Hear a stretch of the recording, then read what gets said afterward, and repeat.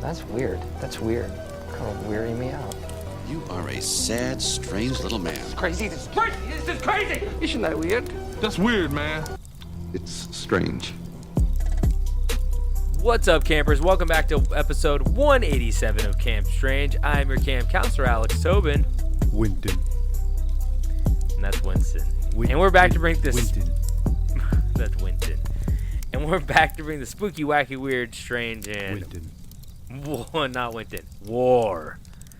But before we catch you up on... Before we tell you our stories, we got to catch you up on any of the news you may have missed. And David, I got a real good one right here. As Ohio attorney suspended over pooping in a Pringles can and leaving it in a parking lot. I feel like that's fair game. What do you mean? I mean, how can you get suspended for that? Right? Would they prefer you poop in your pants and drive home in your poopy pants and then throw them in the garbage can? You know?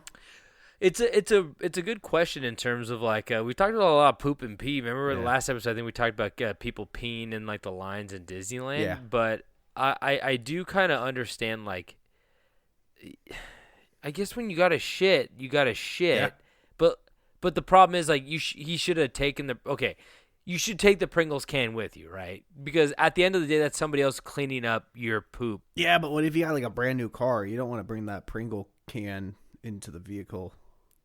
Does it have a lid? I don't know. Did it? I don't think it did. Maybe. Oh, okay. So this guy, his defense was that he didn't target anyone because they caught him on surveillance camera doing it. Yeah. And he didn't target anyone, but had a habit of putting his feces in Pringle cans and randomly. Oh wait. Well, once you pop the fun, don't stop. Wait. That's true. He said he didn't target anyone, but had a habit of putting his feces in Pringles cans and randomly throwing them from his car. He claimed he pulled the Pringles prank at least 10 times that year. Oh, so it's a prank. I guess. Okay, so that's different. That's different. If this is intentional prank, that changes everything. But like, is a prank funny or even a prank if like you don't even see the reaction? In the year 2023, pranks are notoriously not funny. I kind of agree.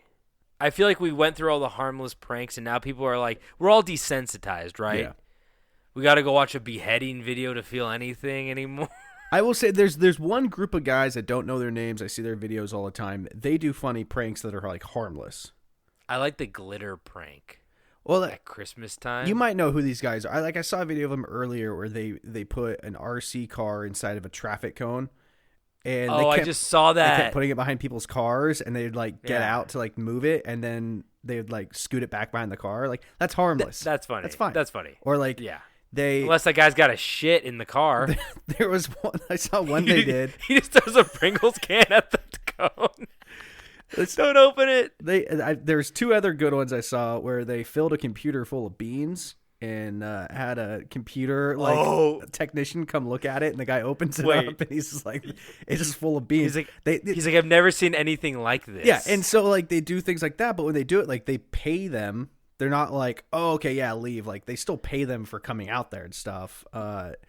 Another great one what I saw, they like got a crane and they put a car like 30 feet up into a tree, and then they called a tow truck to come tow their car. And the tow truck comes up and he's like, "Where's the car?" They're like, "Oh yeah, it's up there." Wait, okay. I saw one recently of that guy, and he walks out of like a hotel, and he's wearing like a nice suit, and he goes, "I have the white Mercedes," and he gives the guy the keys. And he put a camera, like a dash cam, in his car, and you just see the valet guy, like sitting there talking to another valet guy out the window. We don't see the car yet; it's from inside the car, the camera. And he looks at the valet guy. He goes, "You're not gonna fucking believe this. This guy thinks this is a Mercedes." And then it just cuts to him pulling up in front of the hotel with the car. And it's a white minivan with the largest Mercedes symbol like glued to the hood. It's like the size of a Frisbee, but it's a Mercedes hood ornament. Star or whatever it's called.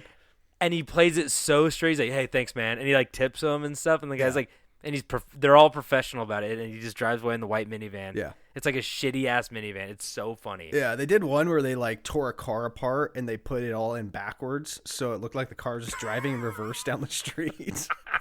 Those guys are awesome. They do fun, harmless things. I like them, but besides those guys... no poop in a Pringles can. Just wait. They're going to get there one day. I mean, that's just, like, one step above the old freeway piss jugs, you know? Do you throw those off an overpass? I don't personally. No, they just throw them on the side of the road. Have you never seen that? Yeah, but I thought, is that truckers? Yeah, they just fill up like a one of those like gallon water buckets full of piss, and they just chuck them. A gallon water bucket. Yeah. Imagine like a bucket in your car full of piss, like no lid. Oh, I guess you have a lid. Well, I'm talking about like those like the milk jugs that come in water. Yeah. Yeah. Yeah. What's it called? My buddy who I work with, he just told me that he used to work at like a CVS. I was like right off the freeway, and he's like, we would find, because I brought this up to him at work. I'm like, no, somebody pooped in like Pringles cans, and he's like, oh, I see that kind of stuff. I'm like, are you serious? And he's like, well, not that, but like poop in a bag. And I go, what? And he goes, I go, do you trust a bag enough to poop in it? And do you trust your asshole enough to have a solid enough That's what poop? I'm saying. There's not many things that I would like poop into. Even the Pringles can, like, you've got to be pretty skilled with aim on that, I feel like. Oh, yeah. Like, what if you start shitting and all of a sudden it turns into, like, a blast zone back there? Like, it's all over your hand? I'm confident to say I don't even know. Be solid, I don't know what angle I would come in at, you know? I don't know which way that comes out, really. Do you hold the can, like, close? You probably poop it out. Okay, this is gross. You probably poop it out a little bit, and then you got to find the end, right? Get the turtle head? Yeah, you, like, take the turtle, and then you, like, kind of, like, position it after that, right? I would guess so. You gotta have a lot of confidence. You can't just put it on the ground and squat over it, right? No, you got to be holding that. Yeah, okay. That's dangerous though. That's like close to poop on the hand. So you're playing a risky game. Yeah. But wait, he said he would sometimes find diapers in like adult diapers that like truckers would like shit in. Oh yeah.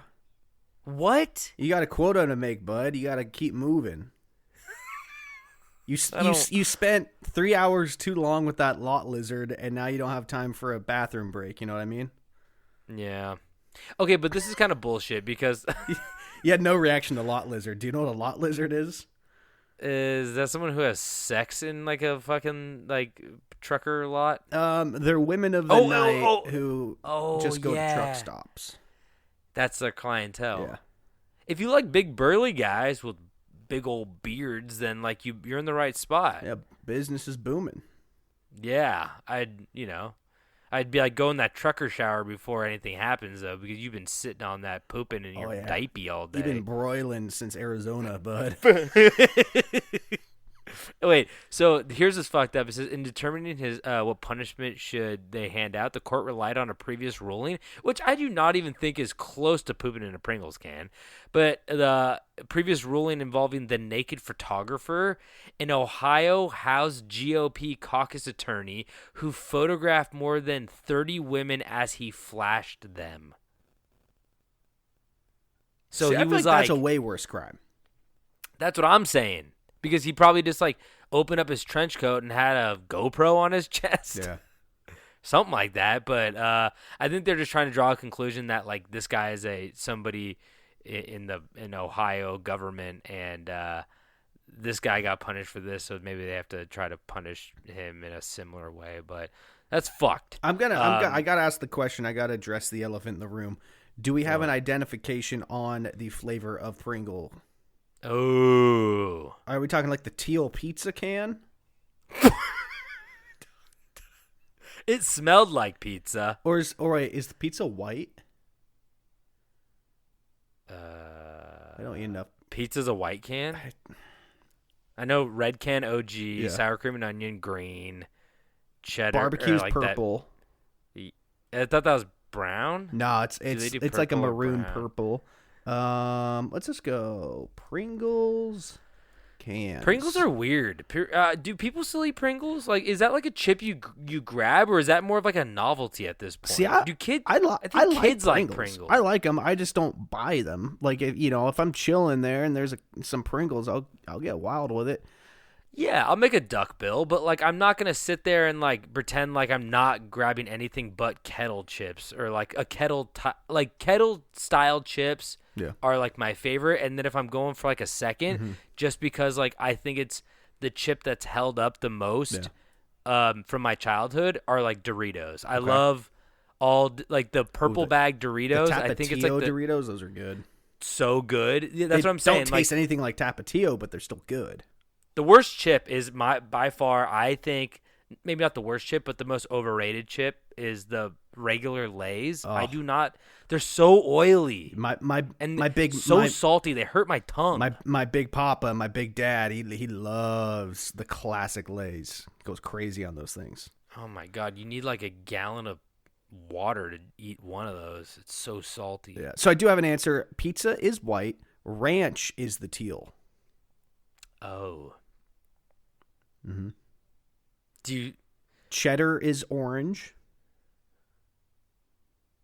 They could have gone through the stool if they couldn't figure out from the can. Taste test. Like this smells like pizza. Yeah. The last time I had Pringles, because I'm a spicy boy. Whenever I see like a chip comes out with something that's supposed to be super spicy, I give it a swing. And they released some Scorchin'. There it is. It's a black can. What, Pringles did? Yeah, they got some spicy ones now. Oh. My problem with Pringles is my hands are so big that by the time I grab a chip, I'm grabbing like 7 of them, and I'm just eating all 7 at once. I'm not. They're a very thin chip. I'm not laying them out, and they're weird. They're like they have a weird consistency. Well, they're baked, aren't they? In my opinion, I feel like they are the closest thing to like seeming like you're eating a potato, if that makes any sense. Yeah.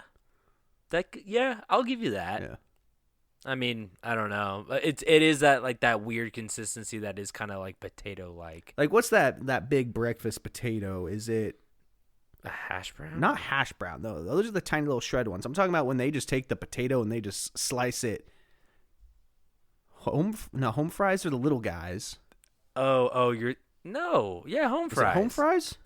I think so. That's where they chop them up into pieces, though. Does somebody cut a potato for you long ways and just grill that up? No, I'm not saying long ways. I'm saying short ways all the way down, like a loaf of bread.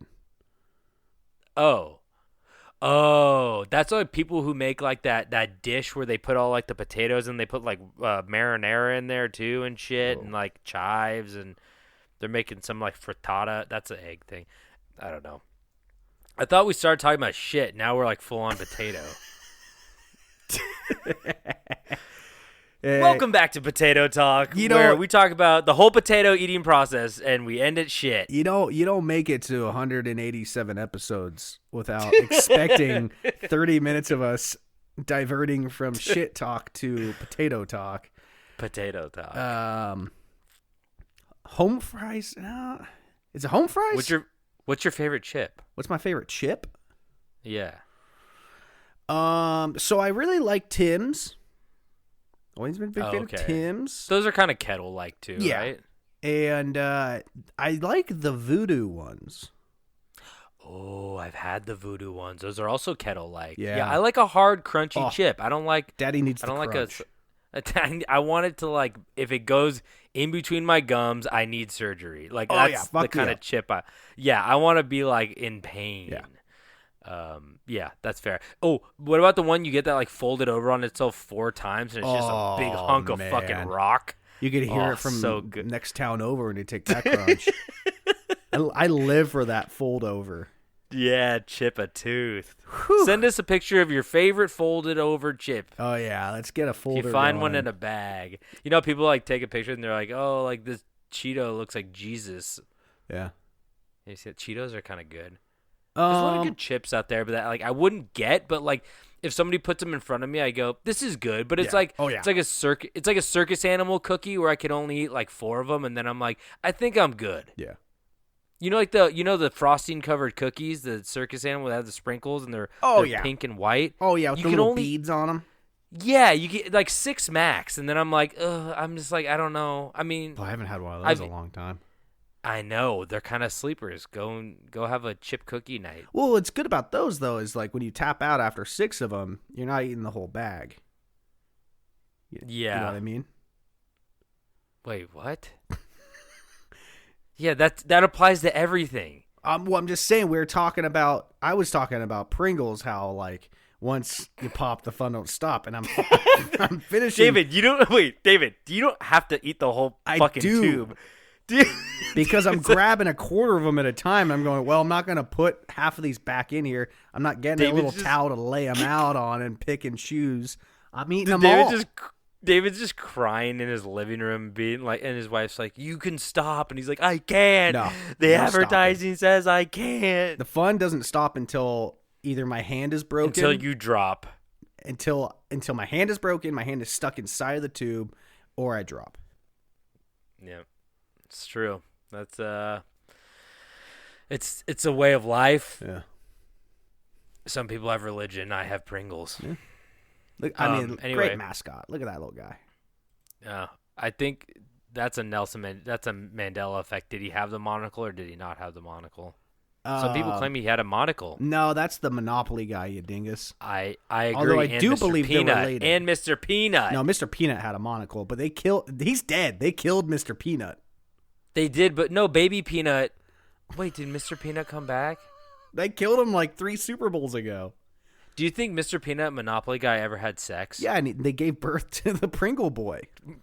Oh, I thought they gave birth to Baby Peanut. Or is he reincarnated?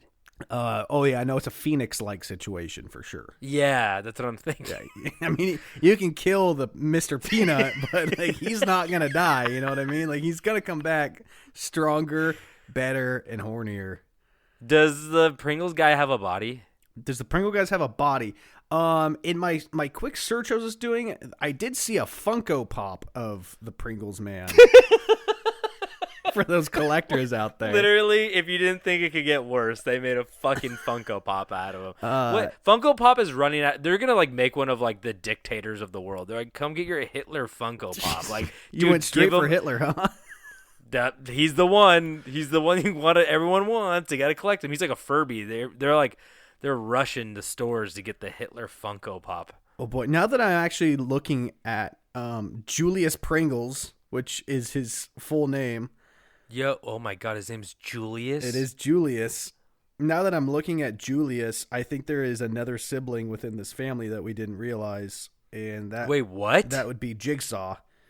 Wait, there's a Pringles extended universe? Well, no, I'm saying since we had already confirmed that Julius Pringles is the bastard son of Mr. Peanut and Monopoly and the Monopoly Man, guy. I do believe that Jigsaw is a part of this family based off of this Pringles Julius Pringles Red Funko Pop being sold at Walmart for the price of $29.99. Oh my God! Wait, are you talking about Billy the Puppet from the Saw franchise? Oh, his name's Billy? Yeah. Oh, I just assumed it was Jigsaw. Yeah, no, this Funko Pop looks a lot like Jigsaw or Billy. Oh shit! Oh fuck! God, there's a conspiracy theory lying in here somewhere. Maybe we should crack that open one day. Cover like mascots and the mascot lore on an episode. Yeah. I think I'm gonna skip my other story though because mine it's just about a woman that pissed in a airplane aisle. Yeah. She pulled her pants down and said, "Sorry, I have to go." And Oopsie. people are like, "There are kids here." Yeah. That's my favorite when somebody yells, "There's kids here." Yeah. Or my other favorite is when somebody goes, "Do you have to use that language?" And I'm like, "Shut the fuck up, asshole!" Like, shut up. Like, they're pretending like they don't swear. Yeah. They go home and go, "Oh, I'm gonna frick you." I want to make love. Sorry, did I kill the mood? Yeah, a little bit. Sorry. Anyway, do you have a news story? Yeah. Or are you just still thinking about these We Pringles? got quick ones here. Mysterious woman tells school board that Scholastic books sparked a porn addiction. Oh, is that where my porn addiction started? Was Scholastic books. Was it the Ferrari poster? Well, it turns out she has been investigated, and she was homeschooled and did not have access to Scholastic books. And she also works for a different company that is campaigning to have Scholastic shut down. So I think Captain Underpants will get anybody cranking their hog. That's true. Day one, brother. And no one's gonna even talk about the fact that Captain Underpants is literally the principal who just stripped down to his underwear and had a mental breakdown in front of the children. Yeah, I mean, everybody had that principal. If you didn't grow up in the 90s unless your principal trapped you in his room with his tidy whities on and put on a cape. You didn't grow up in the 90s unless your teacher convinced everybody that if you did a good job, the prize was to give her foot rubs. You didn't grow up in the 90s if you didn't sell wrapping paper for a corporation for them to give you a lunch at In-N-Out Burger in a Hummer limo. That was a thing at my school. Yeah. If you sold enough wrapping paper or magazines or chocolate, we had that, but I don't free remember. Fucking labor. They're like going like sell like hundreds of dollars worth of this bullshit, and we'll give you like a light up mouthpiece. Yeah. No, we had the Hummer thing. I'm trying to remember what, because obviously we still technically don't, but we go to Red Lobster. I don't remember what it was. It might have been just like Papa John's Pizza or some bullshit. You guys went to Papa John's? I don't know. I didn't sell them. I didn't do good enough. Oh, you didn't get to go. You didn't get to go. I just drove my own Hummer limo. I just had my dad. Oh, when your dad brings you Burger King, or your mom or dad brings you Burger King, and everyone sees you at lunch with your Burger King, and you're like the talk of the cafeteria. Yeah, and then you're like, yeah, my dog went to go live on a farm, so I got Burger King. He's gonna work really hard though. I'm just glad last night I was able to give him a full chocolate cake for a parting gift. I didn't even know he's leaving. My dad didn't. We didn't euthanize our animals. We just brought them in the back, and then they made me fight them. And they said whoever wins gets to sleep inside tonight.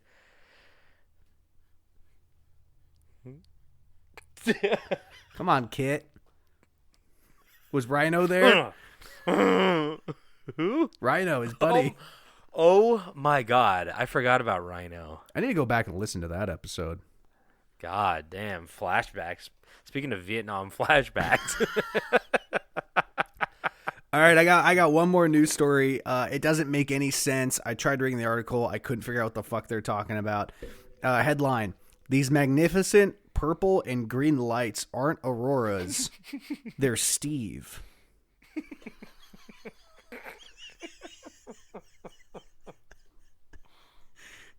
Oh, Steve! It's a Steve, buddy. It's Steve. What is he doing? I don't know. He's lighting up our skies. Thanks, Steve. He got purple and green light in the sky. I don't know. I think it's someone trying to say that auroras were named Steve before they were named auroras. I don't know. Oh, I thought they were trying to say that some guy had like a light projector that he was blasting into the sky, and people like he was disturbing the neighbors or something. It was like, what's going on with the sky? But like Steve's just like trying to decorate his house for Christmas. Did you open it at all? I did. It's just a bunch of jargon. It's just the word Steve written over and over again. Steve. If you want to read this article, you have to pay 5 Steves. Yeah, I didn't have enough Steves. I only had 2 Steves. Steve.com. I used all my Steves for a big Stewie at the fair. A big Stevie at the fair. I want a big Stevie. Yeah. Stevie. Go to Alaska, you'll get a big Stevie all the time. What does that mean? The auroras. I left a big Stevie in the Pringles can in the parking lot. It's all full circle. Yeah. Do you get what the fuck was that? Did you hear that? Just looked, I heard something, but you just looked. What was that? I don't know. Big Stevie haunting your house? The street I live next to, when the sun goes down, it turns into Fast and the Furious 12. So. Oh, they be going to the moon in a car? Yeah. Someone did a real wild burnout at 4 a.m. this morning. Damn. It's like, yeah. Was Hummer limo going in and out. Yeah. Okay, was that all of our news? Yeah. Okay, we should just get into these stories. Right. Right. All right, let's do it. Okay, now David. Okay, what the frick? No, now Will Smith punched Chris Ross in the penis. Okay, now, sorry, I had to do that. It's like burrowing in my brain. You had to. I had to. Now, David, there are two things people love more than anything. What are they? Big Stevie and Invisible Dogs. Yeah. Yep, you're right. Movies and historical figures. Close enough. Well, we already had Danny Day-Lewis as Lincoln, the first president of the United States. That's not accurate. And then we also had Mel Gibson in Braveheart as William Wallace. I thought you were going to say Patriot, but yeah. Oh, I couldn't tell you who he was in that, though. Yeah, that guy's head got taken off with a cannon, though. Not him, but a guy in that. Yeah. But William Wallace got cut up into pieces and sent all over Scotland and England for coroners. Really? Anyway, Was that in the movie? Yeah, they don't show that part, Oh. but they show him getting stretched and cut open, and he yelled freedom. And then they go, his arms and legs were sent to the four corners of England, blah, blah, blah, as like to show that like you don't fuck with them. I don't know if I've ever seen Braveheart. I know of it. Oh, it's really good. Yeah. I think did it win Academy Award? I don't know. It's really good. Mel Gibson's But- hard to watch these days, you know? Well, this is before. I know, but in hindsight, it's kind of hard to... I know, but don't do this. It's William Wallace. It's not even him. Yeah. That's what I'm trying It's to... Wally. Willy Wally. Yeah, Willy Wally. Come down to Willy Wally's. Keep your arms and legs inside the right at all times, or they will be sent to the four corners of England. So they've been even trying to do a Cleopatra movie, actually, for years now, Well- and they haven't been able to do that. Didn't Jada make one? Jada Pinkett Smith? Yeah, I thought she made one recently that got a lot of backlash. Oh, I don't know, but I mean, that's probably a pretty low budget one. Yeah. Oh, is that the one where they like race swap and people were like freaking out or shit? Yeah. I don't know, but I just thought they were trying to do one with like Gal Gadot for a while, and then I think they just couldn't get the money. They wanted to do like a $300 million Cleopatra movie, like big time, and they've been trying to do it for like 20 years, but it keeps falling through. Yeah. But we do have one on the horizon as Joaquin Phoenix, a.k.a. Joaquin Phoenix, will be portraying the man I will be discussing today. The Joker? That's right. That's right. Historical figure. The 63rd president of the United States. He's coming.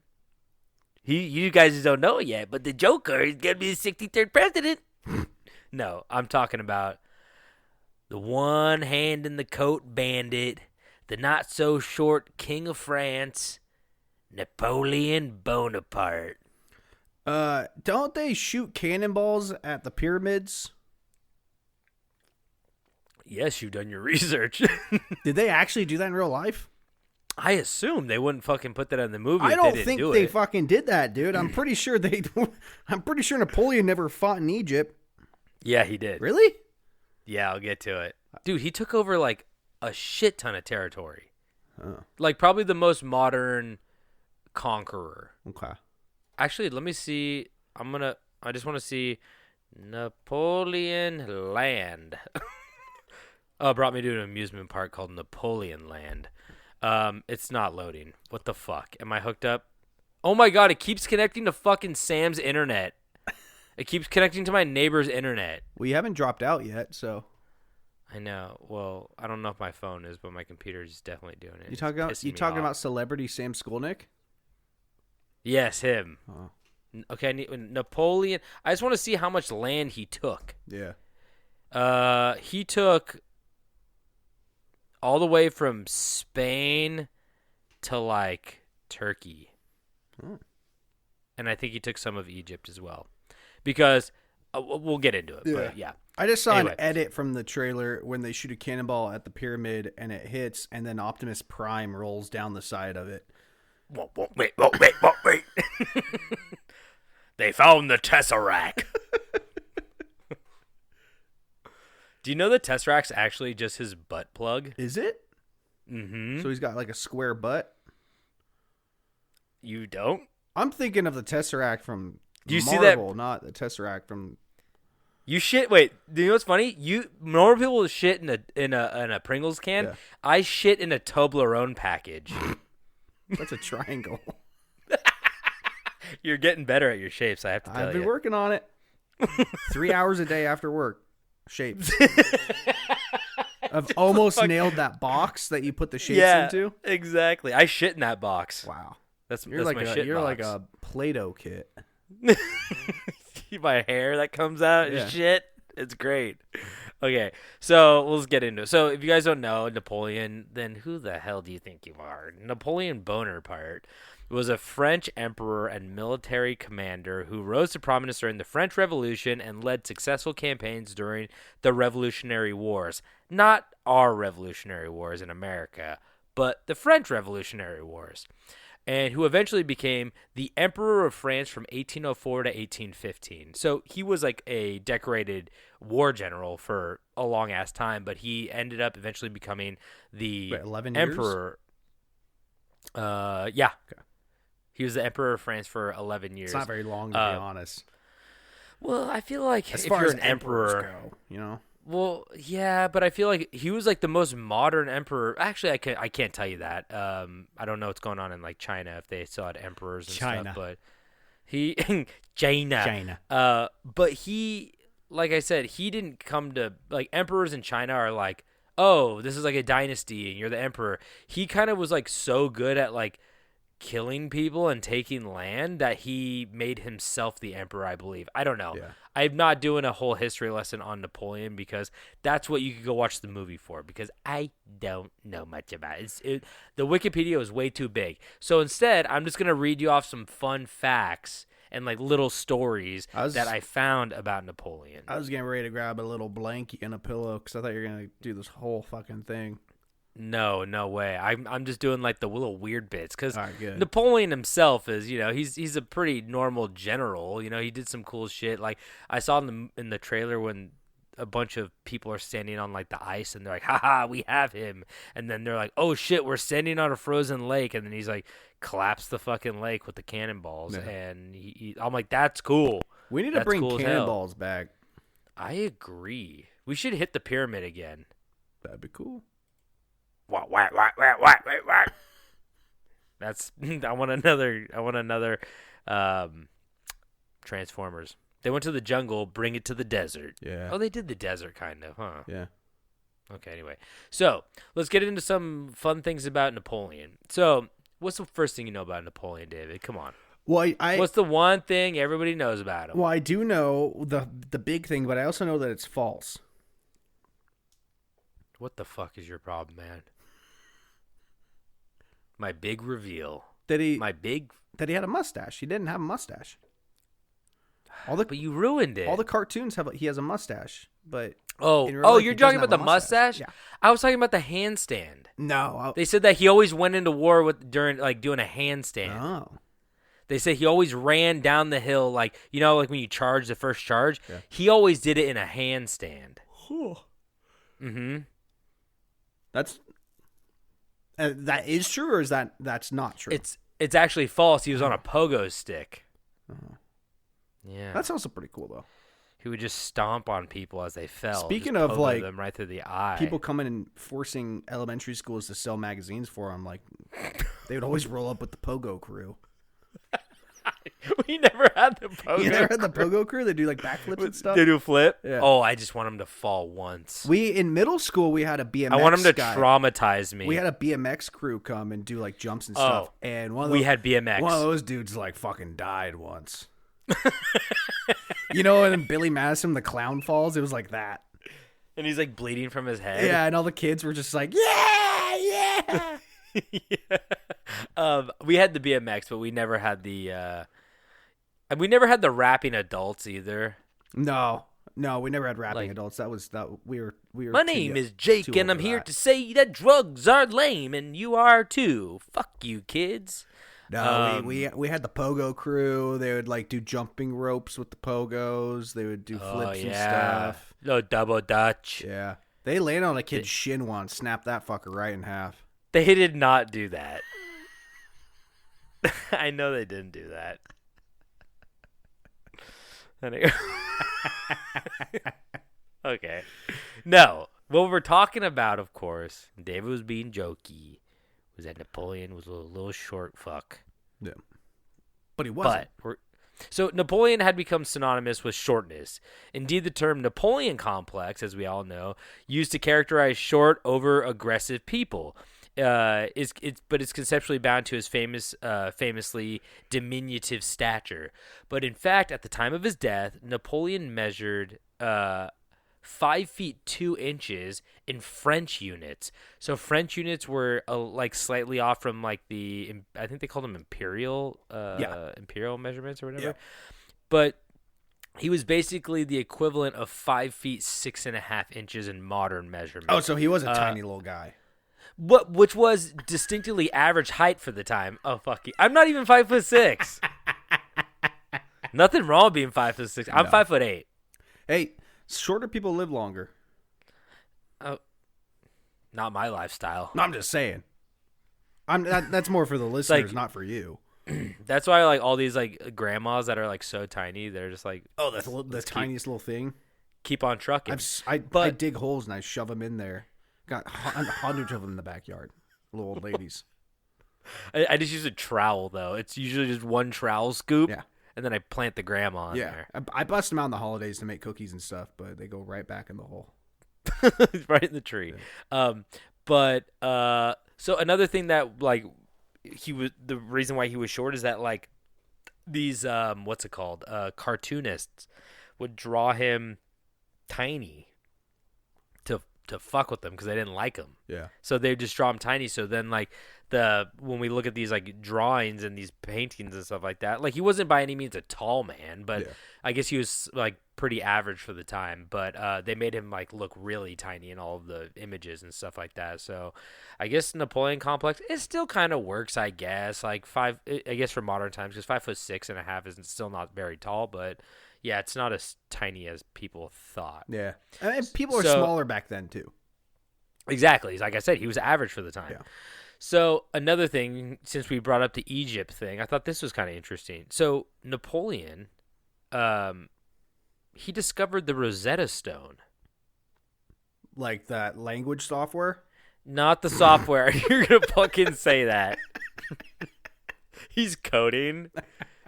Napoleon, they've taken our men. They are shooting even more cannonballs at us. He's like, do you mind? I'm cold. Okay, I just switched to German. Well, that's because he's learning. That's because he's learning German on Rosetta Stone. You're right. Yeah. See, he's worldly. So, now held in the British Museum in London, the Rosetta Stone is a granite slab carved in 3 scripts: hieroglyphic Egyptian, Demotic Egyptian, and ancient Greek. It played a vital part in deciphering Egyptian hieroglyphs and has long been considered a hugely important artifact. Less well known is the fact that it was discovered by Napoleon's soldiers during the Egypt campaign in 1799. So they did go to Egypt and they did find the Rosetta Stone. I wonder if he's going to find the Rosetta Stone in the movie. Probably. Or his soldiers be like, look at what I bet there's going to be like a little nod. Be like, look what we found, this slab. And he's like, oh, okay, cool. Put it with the other shit. Yeah. You know? We found this laptop. He's like, what's a laptop? He's like, we just came up with the word. You want a code? And he's like, what's code? It goes on top of your lap, sir. It's warm. It's almost too warm. My testicles are burning. Well, that's normal, sir. Oh, that's right. We're all sick. Everyone's just sick back then. Yeah. Anyone had fire testicles and lice. So another one was So it is said that Napoleon carried a vial of poison attached to a cord he wore around his neck, and so that it could be swiftly downed should he ever be captured.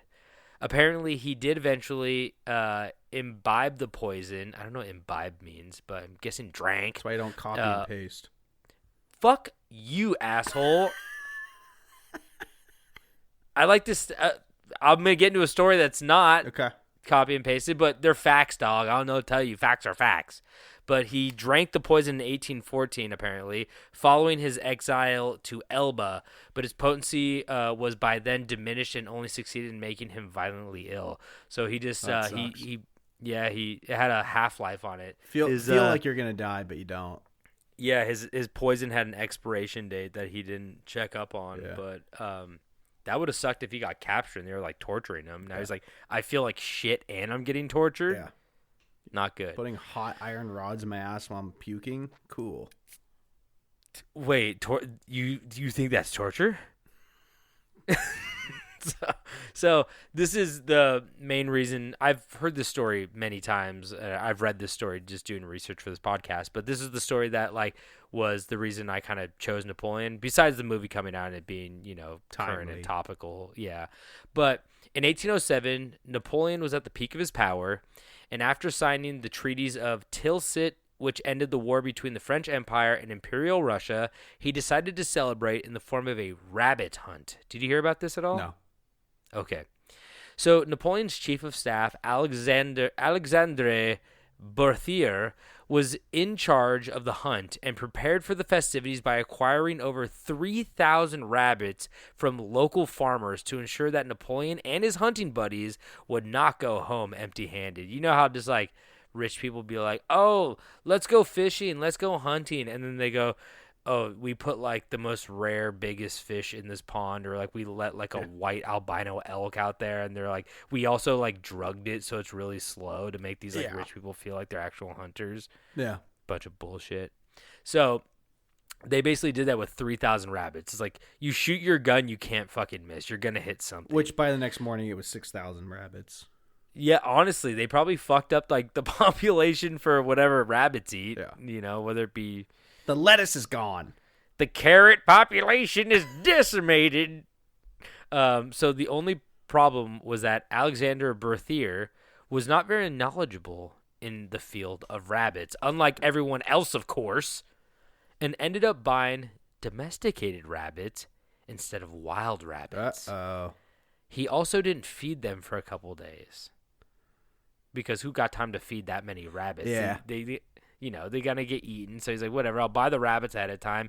I'll just fucking keep them in cages. And basically, he didn't feed them. And as a result of this error, when the rabbit cages were finally opened at the edge of the large hunting fields for the hunt to begin, instead of zigging and zagging through the grasslands like wild rabbits do, they charged straight at the famed general.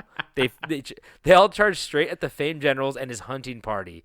You see, the domesticated rabbits were unafraid of humans, unlike their wild counterparts, and believed that the men were standing there waiting to feed them instead of hunt them. So this resulted in thousands of rabbits chewing at the buttons and boots of the men as they tried to fend them off with whips and sticks. Yeah!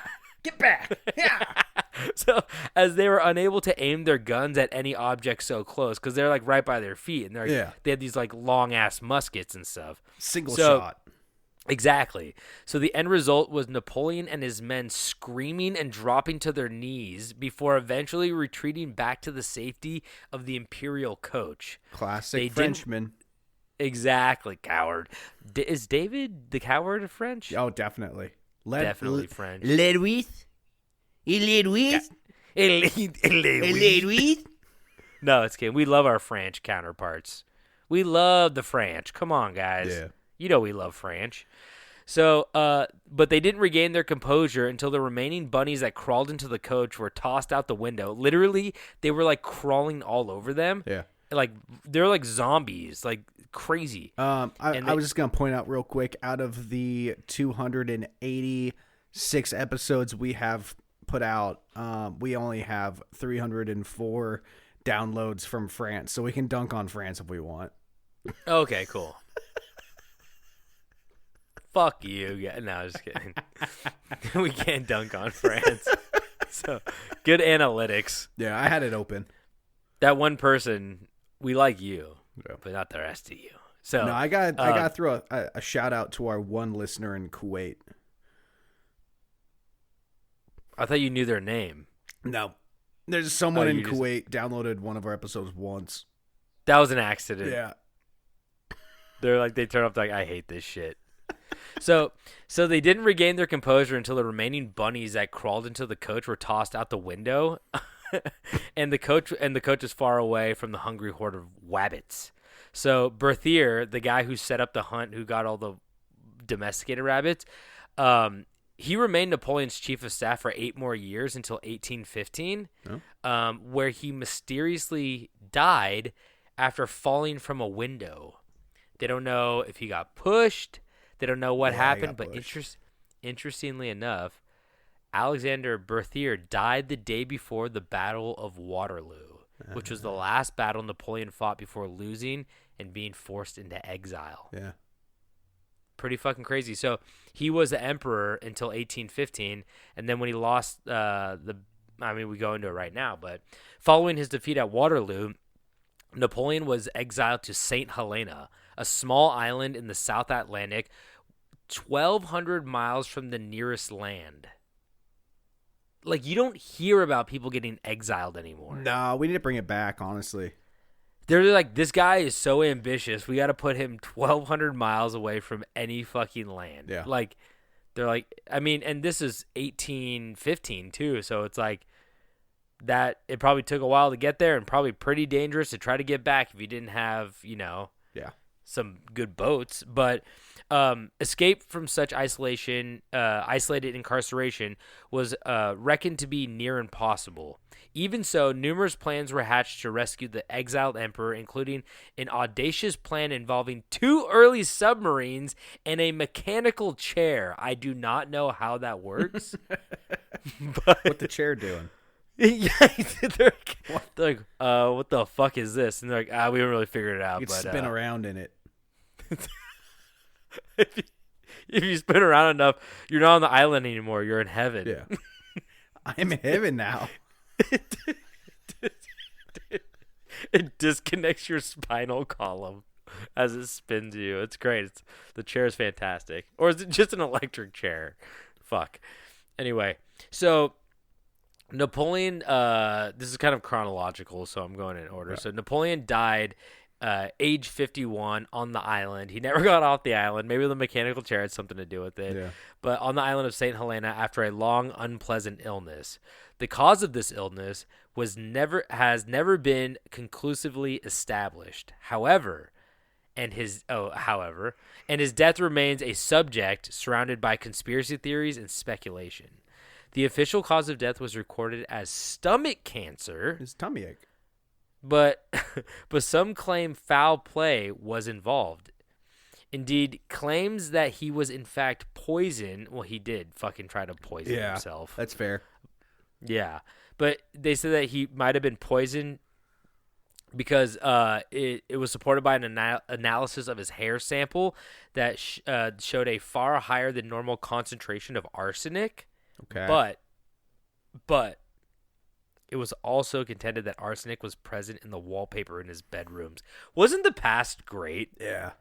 I think about this right now. We're like, what are we doing? Where they're like, I have like a little rock lamp right here on my desk, like a salt rock lamp. Yeah. How and they're often gonna be do like you those. lick it?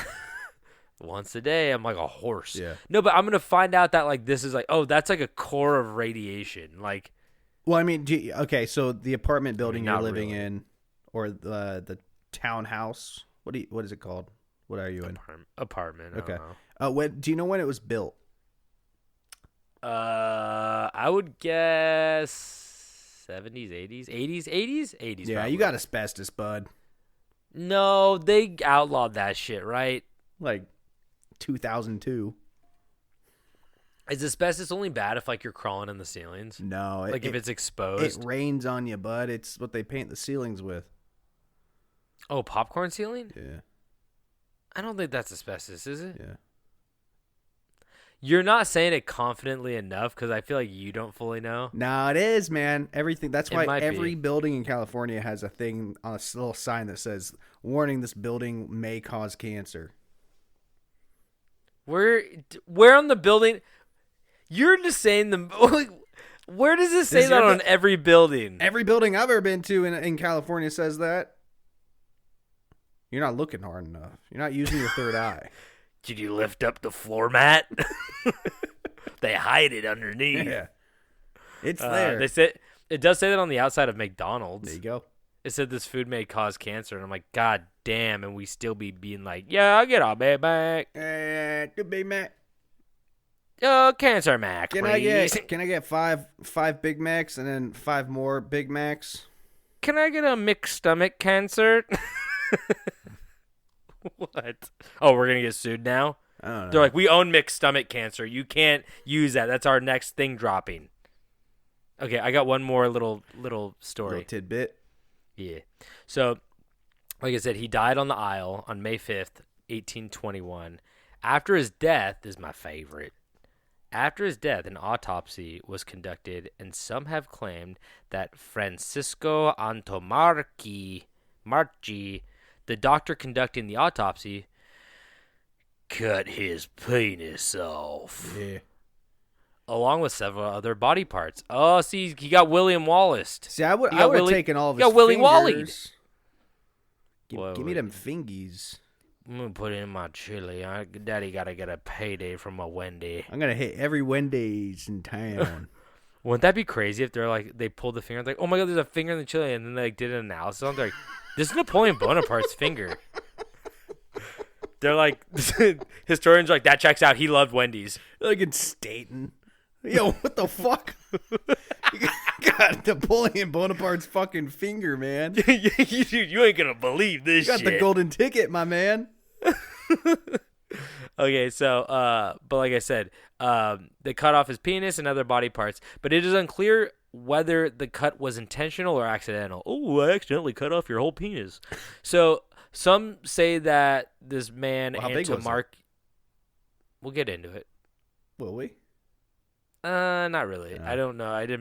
Is it fair to measure a flaccid dead penis? Yeah, all the muscles relax. It's as big as a flaccid penis gonna get, you know? Because he might be a grower, right? Yeah. He might be a shower too. I don't know. You never know. Like Rasputin's penis, they cut that off. What? Is that how you think it works? Yeah, electrocute it. That'll make it perk up. David's like, give me a sec. Like he's on his anniversary. He's like, give me a second. He just walks to the car bathroom. battery. You hear. I'm ready. He's like, it's alive. It's alive. David has 2 bolts. Don't talk about the bolts. No balls, just bolts. Don't talk about the bolts. I told you about the bolts in confidence. Sometimes they rust, and he's gotta polish them. Wait, okay. So, like I said,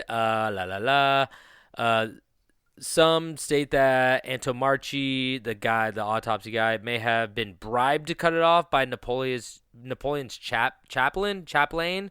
I don't know what a chaplain is. But it's as revenge for Napoleon calling him impotent. Uh-huh. Oh, you don't do that. Yeah.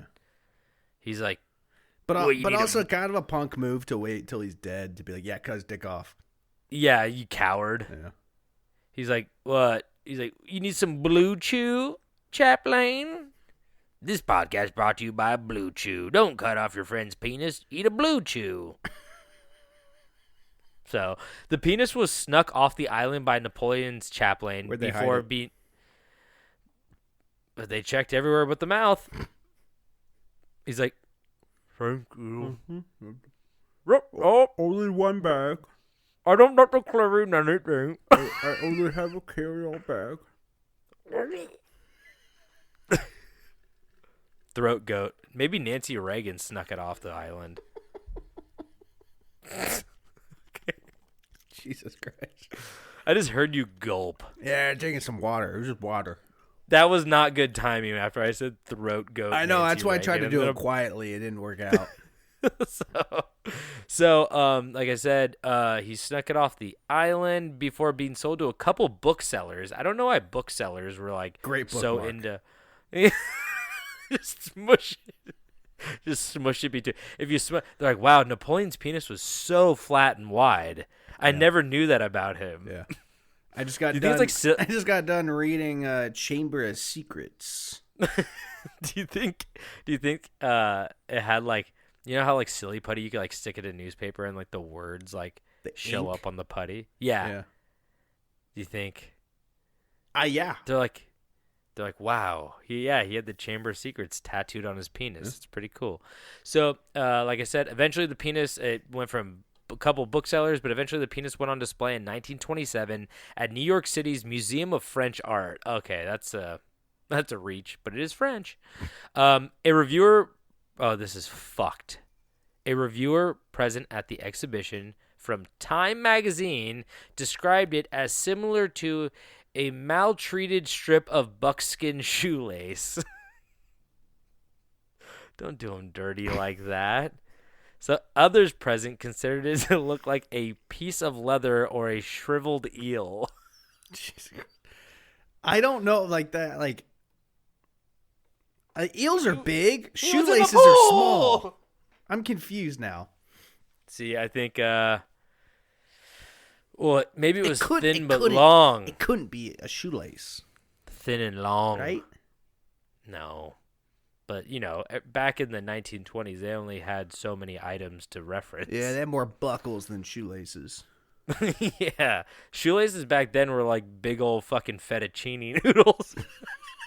Those like big Thai noodles. Pappardelle. Pappardelle? Is that what they're called? The fucking really wide ones? I'm thinking of the Thai noodles that are, you know, like pretty wide. Oh, yeah. I think that's kind of the same as pappardelle. Yeah. The flat egg noodle. Yeah, exactly.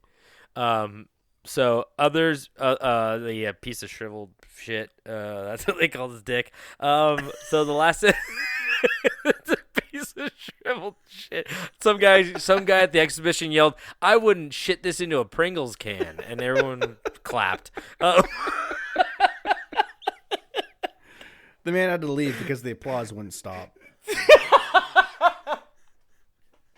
Oh my god. So, okay. The last sentence. The last exchange of the penis was said to sell for $3,000 in 1977. And some guy bought it and then he passed it down to his daughter. And the last offer that she got offered was $100,000, but it was not taken. So I was gonna say, man, I would buy Napoleon's dick for $3,000. Me too. Like that's a one of a kind item, you know. Like the thing is, it might not even be Napoleon's dick. I think I'd just buy a dick in a jar for $3,000. I've been on sites, man. Dick in a jar goes for way more than $3,000.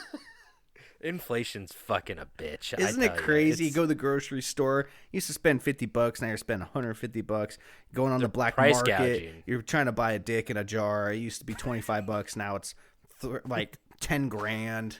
Yeah, it's just like crazy. It's greed. The greed in this country. That's why we can't have nice things, man. This is why I can't have my dick in a jar. Yeah. Well, my own, but no, I don't want that. Yeah. That's be. I already had an accident with a jar, so. Are you talking about that video you made back in 2006? Yeah. With the jar? And no one ever knew it was you? I think I had to have died, right?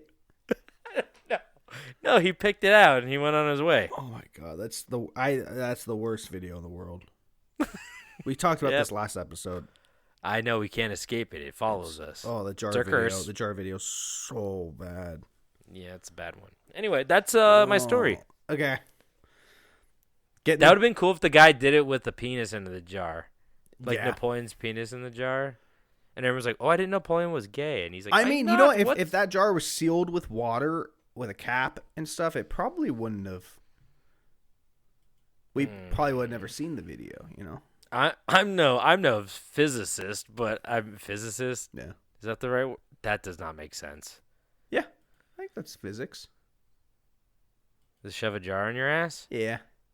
We should ask a doctor. I know a few physicists. I'll ask a physicist. I show up at the hospital with a hanging halfway out. Not a physician, yes, but a physicist. I can't wait to show up at the hospital with a hanging halfway out and point and go, "Is this physics?" See, you talk to a doctor for fissures, but not for...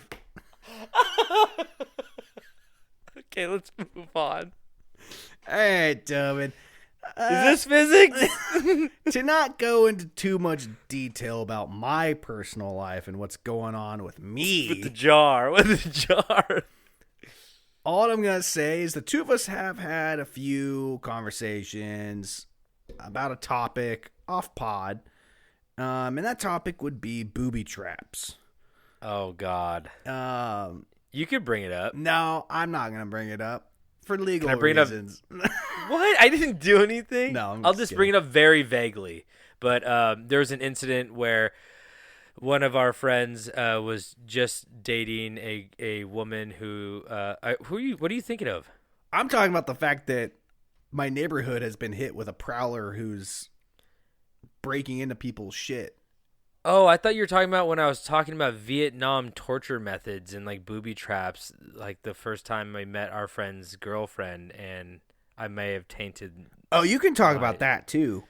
Well, I talked about when I met her, and I think I just got excited and I started talking about how they would pull 2 palm trees down in Vietnam, and they would tie somebody to the palm trees and then cut the palm trees free, and it'd rip people in half. And I'm so desensitized, like we talked about, that I was like, this is interesting and fascinating, and I think she went home a little traumatized that night. Yeah, so, typically when our friends would get new girlfriends, Alex and I'd be the last ones to meet them.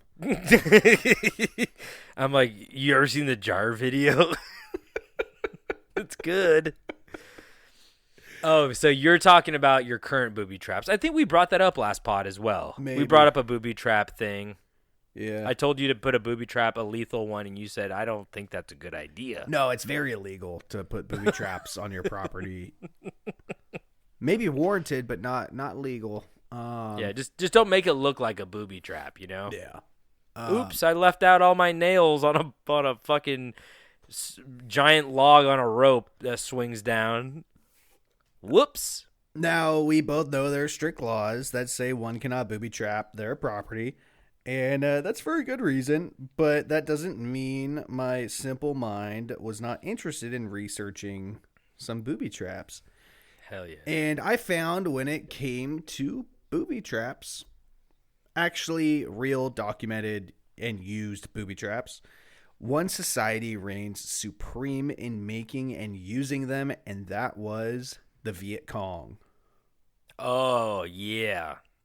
Now, I do understand that these traps were, for the majority of it, were used on American soldiers, which I'm not saying here cheering against our own brethren, who more than likely didn't even want to be there in the first place. This is just to talk about how crazy some of these were. So, just want to make sure I'm not like, oh, these are the sickest things ever, you know, but like... Treason! Yeah. So quickly, I'll do my due diligence to provide some background.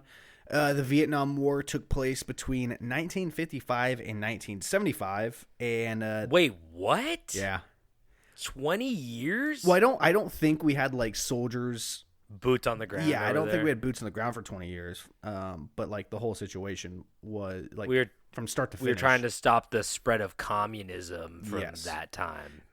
This conflict was a fight over communism between South Vietnam, with assistance from North America, fighting North Vietnam, who was supported by the Soviet Union, China, and other communist allies. The Viet Cong were a guerrilla force that, with the support of the North Vietnamese army, fought against South Vietnamese and American allies. Now, going into this battle, the Viet Cong were greatly underpowered with less weapons and untrained soldiers, so the combatants had to get crafty to, quote-unquote, level the playing field. Would you consider booby traps to be guerrilla warfare? Yeah. Okay, I don't know what guerrilla warfare. I always just thought it meant like hiding. I mean, to be fair, like some of the I could be way off on this, but I think some of the original like kind of guerrilla warfare were the Americans in the Civil War. Not Civil War, the American Revolution. Oh, I thought they would just line up on a fucking line and take shots. Well, I know the British did that, but I think the Americans kind of like broke away from that a little bit. And we're just kind of like, nah, we're just going to fucking kill them. They're like animals. Oh my God. Yeah, it's Like- it's. I think the correct terminology for like guerrilla warfare is to like go outside the norms of whatever the standard of warfare was at the time. Kind of Yeah. like doing whatever it takes to win, like no rules kind of thing. All is fair. Yeah. So the Viet Cong became experts in using their surroundings to create booby traps. Booby traps were a great resource for the smaller army because they were easy to make. And usually made with bamboo, which made them extremely difficult to detect because they wouldn't set off like metal detectors or anything like that, and they kind of blended in the environment. Yeah, I think, I mean, I'm not gonna spoil any of this, but I think I covered like a booby trap one a long time ago. That was like grenades behind doors in Oregon, and like the I think, and the hot tub that rolled down the hill. But Iconic. And also I think we talked about like those fucking hermit guys that like lived in their house and had all the dead cats and shit. Yeah. They had booby traps that would like make piles of clothes fall on you or some shit. But piles of clothes, how cute. But I think I also briefly touched up on like Punjab sticks or Punjabi sticks. We'll talk about them. Okay, that's why I said I didn't want to. Yeah. I didn't want to. I think that's number one on the list, so we'll get through it quick. It's so good. Oh God, yeah, what's a wrong? little sick over here. Don't do ASMR fucking sick. I turned away. So it was also a obvious perk that booby traps can be set well in advance before doing their job. You could set a booby trap and a week later someone could trigger it and fall victim to it. So at the end of the conflict, it was estimated that approximately 11% of deaths and 15% of injuries to American soldiers were caused by booby traps and landmines in the Vietnam War. That's honestly like the scariest part, because when you like have like a somewhat of a level playing field, you're like, okay, there's that guy there. I'm going to try my hardest to like not die and fight and blah, blah, blah. But it's different when you're like, your guard's down and all of a sudden you step on a fucking landmine. Oh my God. Like, how unfair. But like, like I said, you're kind of over there fighting a war. So I guess that's just like how it be. Yeah. Insane. So now that we've dealt with the potatoes, which I think we actually did at the beginning of the episode, let's get to the meat of this story. These are 8 of the most... That was clever. What? That was clever. What was? The potatoes and the meat. I didn't know we were going to spend the first 15 minutes talking about potatoes when I wrote it. So these are 8 of the most successful booby traps of the Vietnam War. So not necessarily the most brutal, but just the ones that were the most successful. So number 1, the punji sticks, which you just brought up. So punji sticks were the most infamous of the booby traps used, said to account for 2% of wounds to American soldiers in general. Which that's a lot. 2% doesn't seem that big, but in the grand scheme of things, like that's pretty good. For sticks in the ground. Yeah. So they were mostly made of bamboo, but occasionally made of metal. And they were in varying lengths and width, and had a simple sharpened spike at the end to impale its victims. Sometimes the sticks were smeared with piss, shit, or plant poison to cause infection to the victim. That would be my job in the war. Would you be sticking the spears in your ass, or would you be pooping and like smearing them on? No, I'd like have like a little conveyor belt under me, and I'd be eating cheeseburgers, and they'd be like, "We need more shit." I'm like, "I'm trying," and I'm like just shoveling food in my mouth. Get the pepper jack burger up. They're like, the man touched it. They cut to a soldier falling through, landing on a Punjab stick that has my pepper jack Whopper shit on it, and he just immediately bursts into flames. I'm like, hey, buddy, that's how my asshole feels. Yeah, you think you got it bad? He immediately goes blind from like it going through his foot. Like, what happened? toxic. Yeah, just toxic. So the sticks were often jammed into camouflage pits dug in areas likely to be passed through by American troops, which soldiers would then fall in and become impaled. The point of the penetration was usually in the lower leg area, like not too lethal unless you hit an artery. So like the sticks would not necessarily mean to kill, but rather designed to like slow the unit down so they could take care of their victims and, you know, get the wounded soldiers out. But yeah, that doesn't mean they did not kill, because they killed. You know, occasionally someone could have fallen, you know, flat, so they get impaled through the chest or the head. Penis. I would have to have to say impaling is probably my least favorite injury. If I had to, like, I'd rather get like blunt force trauma. Yeah. Like, it hit me with the baseball bat in like the ribs over like impaling me in like the leg. I don't know. I think I'd rather take an impalement like right through the eye. It'd be It'd be soft. It'd go straight through, and I'd be dead.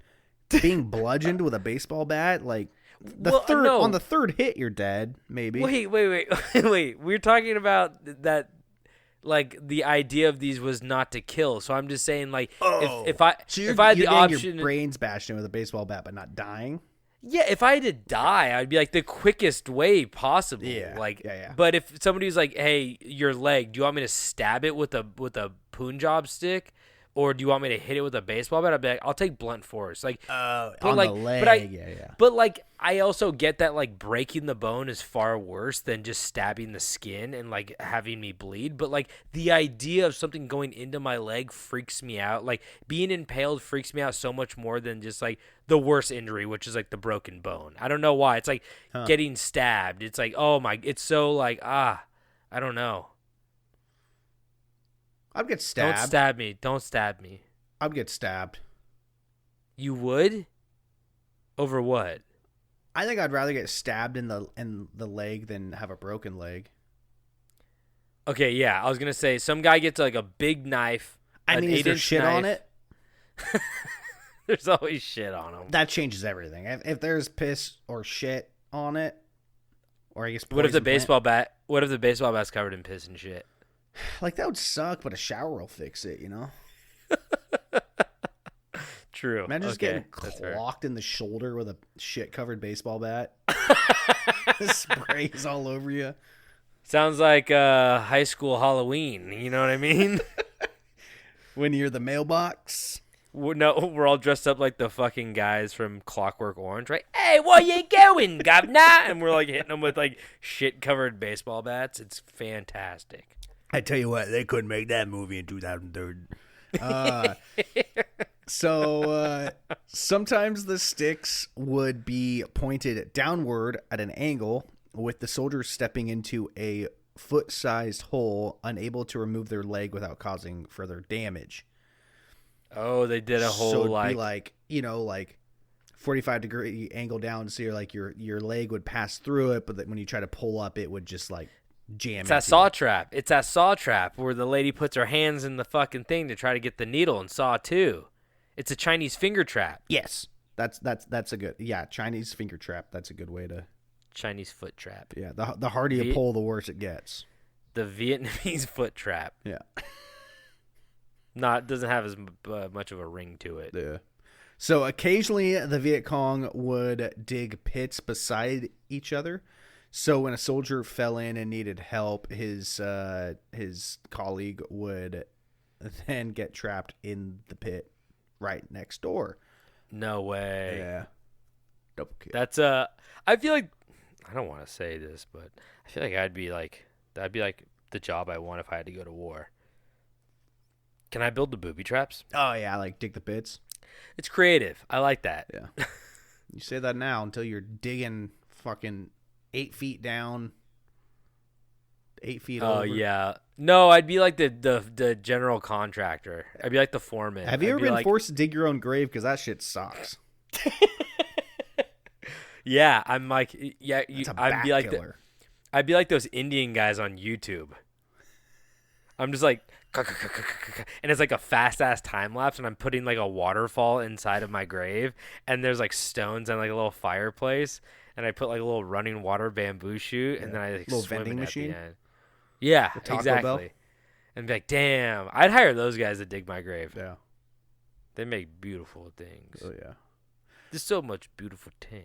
So punji sticks were also used in conjunction with barbed wire in tunnels, and sometimes deployed in preparation for an ambush in areas where soldiers might be expected to take cover, thus impaling themselves in the process. Yeah, barbed wire is not fun, but I No. think razor wire is worse, right? Razor wire. Yeah. Oh yeah. That shit sucks. Yeah. Ugh. Yeah, barbed wire is not that bad. I feel like you get caught up. If you have like, oh no, it's bad. Like you can thicken- really fuck yourself up on some barbed wire. Really? Yeah. I feel like if you had army pants, that I'd be like, oh, just stop moving. Well, one thing about barbed wire you have to think about, like, I mean, I guess this doesn't really have to do with what this story is talking about, but like, you're going up a fence and there's barbed wire at the top. Oh, yeah, that's a different game, though. There's I only wouldn't- one yeah. direction you're going, it's down. So once that barb gets you, it's going to just like rip through you. Yeah, that's a gravity doing half the work for the barb. Yeah. But if I was like running and all of a sudden like I was knee high in it, I'd be like, okay, just like stop moving. I don't know. And You're figure kind of this talking out. big talk. I feel like we got to make you run through a field of barbed wire now. Okay, then I'm gonna hit you with the shit covered baseball bat. Okay. That's the rule. I would let you hit me with a shit covered baseball bat if that meant you had to run through a field of barbed wire. A field? I was talking about like accidentally walking into a pile of it, like in the jungle, and being up to my knee All in right, it. Being how about like, this? How about oh this? wait, we gotta stop. You have 10 feet. You got 10 yards of barbed wire that you got to get through, and you can hit me with a shit covered baseball bat. You get How a running far is- start. You can try to jump over it if you want. That's what I'm gonna say. Is that like, do you think that's like the best move where like I maybe land? Because like if I jump, I'm probably going to. I don't want to land back first, but by landing back first, I maybe have a better chance of like rolling. You might but, get that like I don't want to be spinal, face first. Yeah, and I don't want to be. I don't want to be body down in it, like face down in it. Yeah. Do I have to run? You don't have to, Okay, I might just like try to strategically. but that makes it. We'll that get this makes all- It, that makes it so much worse though when you're slowly getting ripped apart by the barbed wire. Yeah. It's like a blackberry bush, man. Once you try to pull one part away, then another part gets you. Yeah. There has to be a way. Barbed Oh, my wire zi- is God's My blackberry zip bush. line. Barbed wire. Yeah. Oh yeah, God made that. Yeah. That's not the other way around. No. He's growing it Not in the not Atlantic blackberry Ocean. bushes are God's barbed wire. You're saying God made barbed wire. That was the joke. Oh, okay. I'm smart. All right. Number 2 of 8. Oh my God. Okay, I'm gonna stop talking. Fucking rattle. Grenade traps. These were usually placed along tunnel bases in like on the sides of a stream or a tight path. One side of the string was attached to a stake rising up from the floor, with the other side attached to the safety pin, like the pull pin of a grenade. So when a soldier would trip the wire, the grenade would detonate. That's a good old tripwire. Yeah. There were also accounts where there would be 2 grenades on each side of the string going on like a larger area to get, like a unit of soldiers going through together. Oh, little chain reaction. Yeah. Alternatively, grenades were used inside of cans. Pringles? Not Pringles. I think these are tin cans. Because putting shrapnel. Yeah, shrapnel's always good. These were fastened low to the ground or tied into trees on either side of the path and connected by a wire. The grenade's pin had already been pulled before inserting into the can with the safety lever held down. So how would it go off? When the tripwire was triggered by a soldier's foot, the grenades were pulled out of the can, releasing the safety lever and igniting the grenade. So, like, if you picture... No, I get it now. Yeah, you picture a grenade. There's a little bar on the side that when you pull the pin, that pops up. You have to hold it down. So when they just shoved it in the can. They would just lay it down on that flat part down first, so that it wouldn't ignite until it got nudged. Yeah, and then the string would just pull the entire grenade out of the can, and then the lever would release, and then it would just detonate in 3 seconds or whatever. Yep. Fuck. Yeah. They're very inventive. Yes.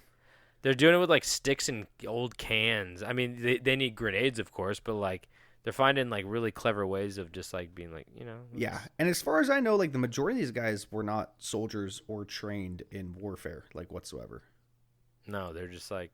farmers. They're just guys with a grenade, and he's like, well, I gotta leave this here, but I want it to go off. Yeah. Figure it out. Sometimes it only takes one guy. You just teach them, and that knowledge moves. Are you pro-communism, dude? No. You're like... I already addressed it at the beginning. I'm just saying it's impressive. Hey, I'm just saying communism, I'm not going to go into it right now, but communism is just a ideology. It's not... Yeah. Because on a really low, tiny scale, like that's what a commune is. Like hippie commune, where like they all grow food together and like make shit, and that's communism. But like historically, communism hasn't worked in terms of like people at the top being like, well, we're just gonna eat caviar and you guys could eat your leather boots. Okay. So like I get why people are anti-communism, but I guess it's really just like it's a theory about how to run a government. So I'm like, it's not. It could work, I guess. I'm not pro it, but I don't know. I'm just saying. If you want me to be real for a second, please don't. I don't know what any of this fucking shit means, and I'm afraid to ask. So number 3, cartridge traps, sometimes known as toe poppers, which not jalapeno poppers. Toe poppers. These were small arms. Cartridge-like bullets that were placed within a bamboo tube and put over a nail. So what? So then it would be camouflaged in the ground with the tip protruding. So when a soldier would step on it, the pressure placed on the bullet would force it down onto the nail, acting as the pin. Yeah, the hammer. Yeah. The hammer on the gun. Yeah. Igniting the primer and exploding up into the soldier's foot. No way. What a wild ass thing.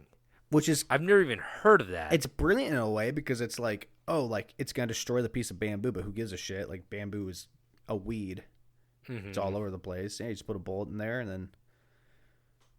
Oh my God. When stepped on, the pressure placed on the... Oh, I know. I already read that part. So this created an opportunity for the Viet Cong to ambush while the wounded soldier was being treated. The traps usually wounded, but could be fatal depending on the shell's size. So I think a lot of the times... shotgun shell? I mean, I think they could. Like, they obviously could have. I think it all depended on, like, whatever rounds they had with them, and then whatever size bamboo they could find, like, whatever it fit, they just... Yeah, it'd have to be hollow enough, right? Put it in there. Wow. Damn, that would suck. Yeah. Man, I wonder if, like, any of those traps are still in that jungle that people are just fucking stepping on. It's possible. I bet most of them are gone, but like it wouldn't be wouldn't surprise me if somebody just like stumbled across a grenade or something like that rolled out. I mean, it might not go off, but like yeah, I think a lot of that stuff by now probably is either like not functional or just I hope not. So volatile that a bird could land on it and it explodes. Yeah, they find like old landmines, like German landmines in like Europe and like, that kind of stuff. I was like, holy shit, that's crazy. Number 4, snake pits. Snakes were commonly used in traps inside of tunnels. I hate snakes. Tripwires would trigger the release of snakes hidden inside of bamboo sticks. They love bamboo. Dude, it's a weed, man. Never plant bamboo on your property because it's impossible to get rid of. I'm like, come into my yard, and then you fall into a pit of fucking dandelions, and I'm like, your allergies are gonna be fucked for the rest of the day. Oh yeah, American weeds get just that don't local have, honey, baby. American weeds just don't have the same effect that the Vietnam weeds have. I tell you. I'll tell you what. I'm pretty sure we can qualify bamboo as an American weed now. I'm like, eat my crabgrass. So often poisonous snakes were used, and they were known as 3-step snakes. And that's how far a bite victim would make it before die. Basically, you get bit by one, you can make it 3 steps and you're dead. Damn, they got some venomous snakes over there. Yeah. Shit. So this is one thing I forgot to look up. American tunnel rats. What the fuck? Had to be trained to navigate and disarm these traps. I forgot to look that part up if they were actual fucking rats. Yeah, they had to have been because I know like I've seen rats like kill snakes. Like they'll just like I would have got a mongoose. Little BMX bike, just roll the bike down there. Oh, but like, do you think a mongoose is harder to get your hands on than like a rat? Oh, but it's worth its weight in gold, baby. So you got to make the investment in the mongoose, and I ain't talking that. Did you say BMX bike already? Yeah. Fuck, I was gonna make the BMX. I had a mongoose. So the tunnel rats. Who are these tunnel rats? It must be actual rats. Like I said, they fight snakes sometimes, and there's some like not rats, but like there's some vermin out there that can like withstand certain snake bites or something like they can process. Oh, the honey badger can like process venom and they won't die. It'll just slow their heart rate down. Yeah, they just get sleepy. Like, yeah, they almost get into like a coma for like a couple hours and they fucking come out of it. I'm like, holy shit. But that's why they eat like cobras and like venomous snakes. Yeah. And that's why they're like fearless, because they're like, whatever, I'll be cool. I think tunnel rats were actual people. Oh shit, really? Yeah, I think all they did was they weren't armed, they just crawl around. Now we know your fucking job for the war. Yeah. Vietnam War. Open the cage. Let David out. So it says during the Vietnam War, tunnel rats became an unofficial specialty for volunteer combatant engineers and infantrymen from the Australian Army and the U.S. Army who cleared and destroyed enemy tunnels and complexes. Their motto was tongue-in-cheek Latin phrase, non gratium anus rodentum, which translates into I heard anus. Not worth a rat's ass. I'm on the fence if it would have been cooler if they trained a bunch of rats, but it is kind of cool they just put a bunch of nasty boys down there to deactivate traps. Have you seen that movie Willard with Crispin Glover? Yeah. He trains rats to get revenge for him. Nah, he made them rats his family. That's different. Okay. That's Fast X. You rats Fast X, like Fast 10. Okay. Yes, I'm sorry. Yeah. Same storyline, same plot. Basically. So we'll continue. Snakes were also hidden by the Viet Cong in soldiers' packs and sometimes tied into branches of trees by their tails at face height. What? So they'd be like, okay, like average soldiers about this tall, so they would tie its tail. Wild. So when you're walking by, it would just like come at your face. Imagine. And then they would hide it in their soldiers' own packs. So after a soldier would kill a Viet Cong, they'd be like, oh, let's search for food or ammo, and then like snake to the face. Oh my god. Very like creative, I have to say. I know it's like violent, but yeah. I mean, who's got the job to catch and tie up these 3-step snakes to trees? I'm trying to think of like what I would like. I'd probably like just make a fake toilet and I'd be underneath it with your mouth and open. then when they yeah. Well, the hole's got to look realistic. Yeah. And then once they started going, I'd wait about 20 minutes. Yeah. And then I'd stab him in the ass. Okay. And then all the soldiers would be like, "Why did he wait 20 minutes?" And I'd be like, waiting for the opening.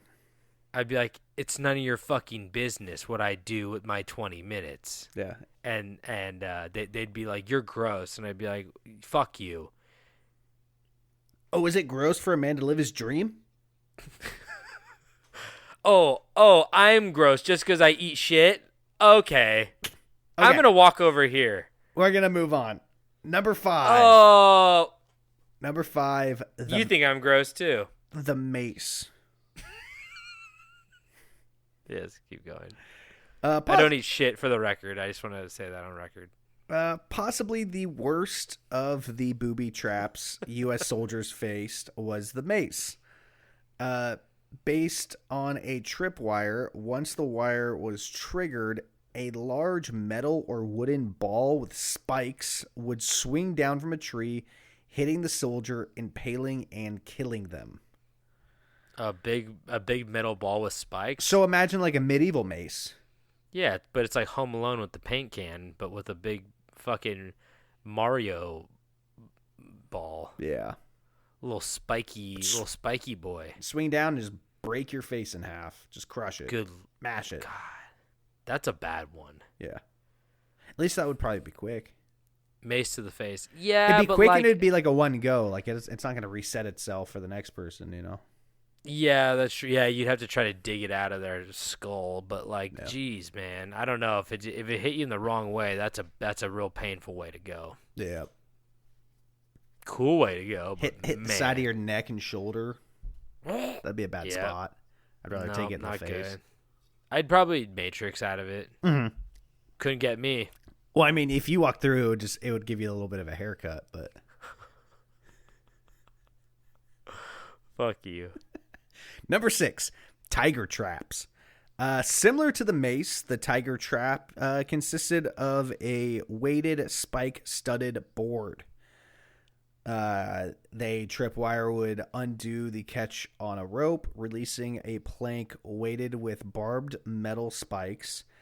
As you would imagine, taking a 2x4 of spikes to the face and chest wouldn't fare well for the soldiers. I'm trying to figure this trap out. Are you saying it's kind of like a Rambo type, like it's pinned back behind a tree and it flies forward like a... No, like I think it's basically the same thing as the mace, but it was just a plank of wood with nails in it. Oh, so it would like swing down. Yeah, they probably like put it in a tree branch, and then when it got released, it would just swing down and smack you. Tucker and Dale versus Evil when they walk into the house and that like 2x4 with the nail that hits the guy or whatever. It almost kills him. Kind of like that. And it looks like he did it or whatever, and you're like, oh my god. Great movie. So number 7, we're almost out of here. We're almost out of the jungle.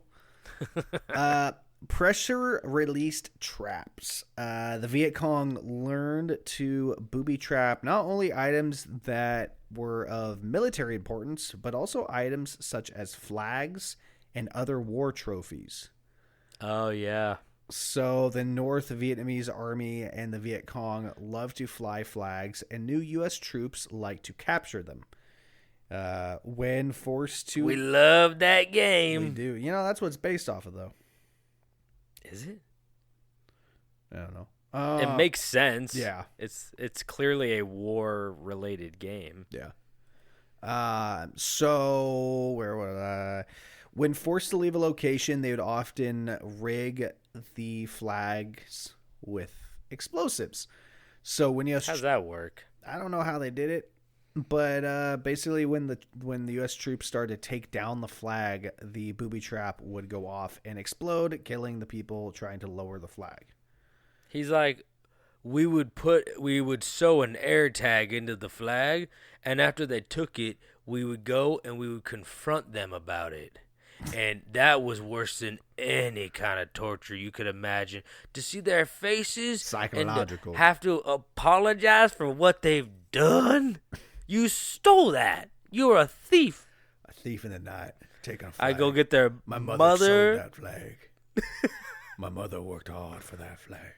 But I'd always shake their hand after because they learned a lesson. I want to shake his hand. That's the important part. But I make sure I got my flag and my air tag back. Those are expensive. No, I'm not going to leave the war. I want to shake his hand. Come here. I want to shake your hand. Oh, Snake bit me in the face. I shouldn't have walked over there. God damn it. He had a funny little gun up his sleeve when I shook his hand and he shot me in the penis. I went to reach his hand. A goddamn snake came out of his sleeve and bit me. That would be fucking cool. My sight's going dark. The clouds are closing in. My breaths are getting short, brethren. The legend says I got 2 more steps in me. I'm gonna use them. I'm gonna use them wisely. My knees Jump are over weak, that my arms are heavy. He's got 3 steps. You better use those 3 steps to get a running start before you jump over that darn barbed wire. So, the Viet Cong also frequently used secondary booby traps. So, as soldiers rushed in to help injured colleagues, a delayed secondary charge would go off. Nice. Yeah. I mean, that's fucked, but smart. Number 8, bamboo whips. Oh. So, spikes were placed over a long bamboo pole, which was pulled back into an arc using a catch attached to a tripwire. This is like Rambo. Yeah. When the wire was tripped, the bamboo pole whipped back into a straight position, impaling the soldiers who had triggered the tripwire. That's one's really scary because you see, because you see it coming. You hear it before you see it. Yeah. That. Yep. Yeah. Yep. And not only, that's the worst one. You know why that's the worst one? Wow. Not only are you getting impaled, but it's also blunt force trauma. And you're getting killed by a tree. My goddamn orc in the tunnels, making the big dudes. We're gonna flood my house, you fucking tree. Yeah, you gotta get caught on fire, then jump into this pool after you flood my house. Oh god, they got one of them. I think one of the Ents falls in. That was my favorite Ent is the one that gets caught on fire, then he jumps in the water, puts his hand in the water. I only know Treebeard's name. I don't know any of their other names. I don't know if they ever named any of the other ones. Treebeard. I think that guy's name was Fire Fuck. You know, that was the last words he said. Treebeard had his voice actor was Gimli. Oh, what's his name? What's his name? The guy from Indiana Jones, right? Yeah, Paul. Not Paul. It's Pepperdick. not Paul. It's Paul Pepperdick. Peter Picklehead. Peter Peppeldick. Peter Peppeldick. What's that guy's name? John something? John Cobblecock. Treebeard.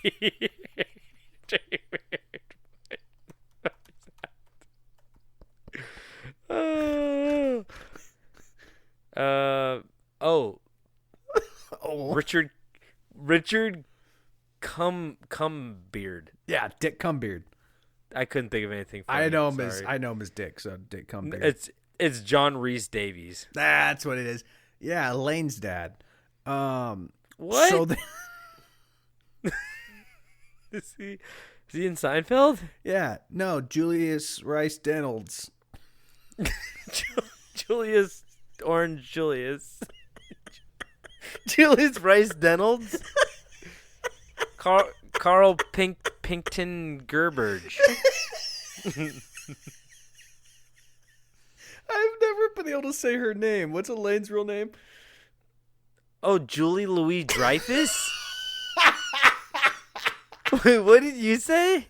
Julius Rice Reynolds or something like that.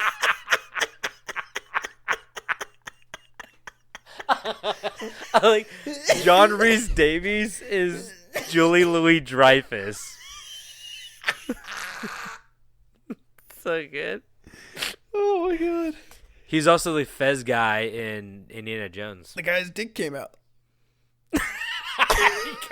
he kind of looks like Dick Guy from Mummy. Oh wait, what did you just say? Fez guy from what? Indiana Jones. Oh, okay. I thought you were saying Fez guy from The Mummy. No, that's what's his name? That's also Peter Pepper. That's Benny. Benny. Yes. Benny Big Bunker Bin. Yeah. No, Benny Big Bunker Bin. Love Benny Big Bunker. Oh, I think it was Benny Bin Bunker Bin. Yeah. He was really good in that. Benny Bin Bunker Bin. So, there's a pretty common trend in these: impalement by bamboo. The Viet Cong were unmatched with using their surroundings to their advantage. And that's... I didn't finish that part. So I didn't really wrap this one up. So I guess the moral of the story is when you're underarmed and your back's against the wall, take advantage of your surroundings. I don't know. I fucked up on that one. Whoops. Oh no. I got distracted. The goddamn woodpecker keeps attacking my tree. Fuck. This joke was supposed to be really funny. Which joke? I was gonna do a fucking joke. God damn it. Are we still... Wait, did you I stop don't want to tell recording? you. No. I don't know what's happening anymore. That's the joke is that I was never recording. An hour and 41 minutes later. No, I was gonna do a text to speech thing, and I was gonna have it say Benny Bin Bunker Bin. But I didn't give you enough time because I didn't write an actual outro. Yeah, what the fuck? I wasn't even listening anyway. Wait. I just did text to talk. Wait, text to talk speech. Text to talk speech. Why doesn't it work? Why can't I find? How do you do that? Wait, what do you do? What? Do it again. You want me to do that again? I'll do it again. You ready for it? Yeah. All right. Do you do Fortnite? Wait, hold on. It was muted for some reason. I don't know. Hold on 1 second. Fortnite.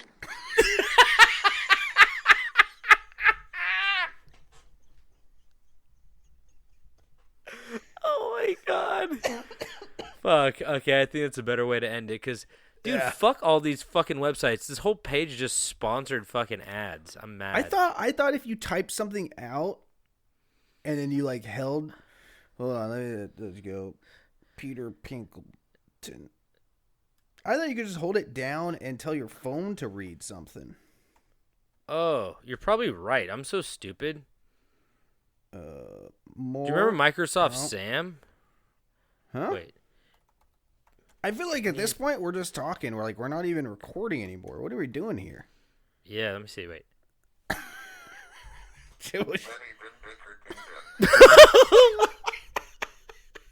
Wait. Shut the fuck up. Wait. It sounds like Was the it most worth it? horrid robot. Not really. Not really. No. Let's get out of here. Yeah, I think What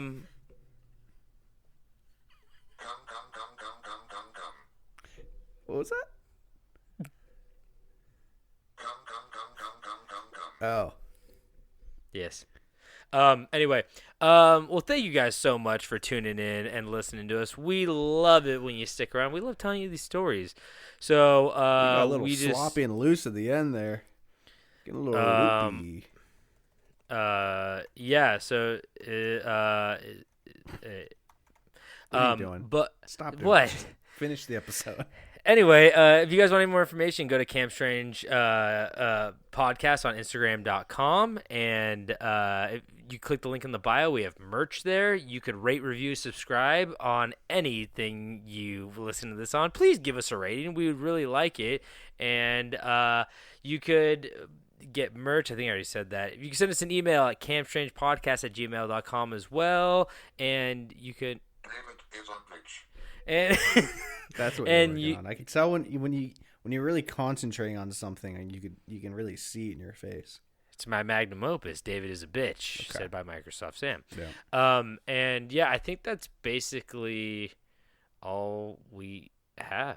So, David, do you have anything to say before we officially leave? Yeah, I got one thing to say. What? Fortnite. Okay, I have one thing to say too. Julia Louis-Dreyfus. I can't Said say it right. I can't say it. Anyway. Okay, well, thank you guys so much, and don't forget to stay strange.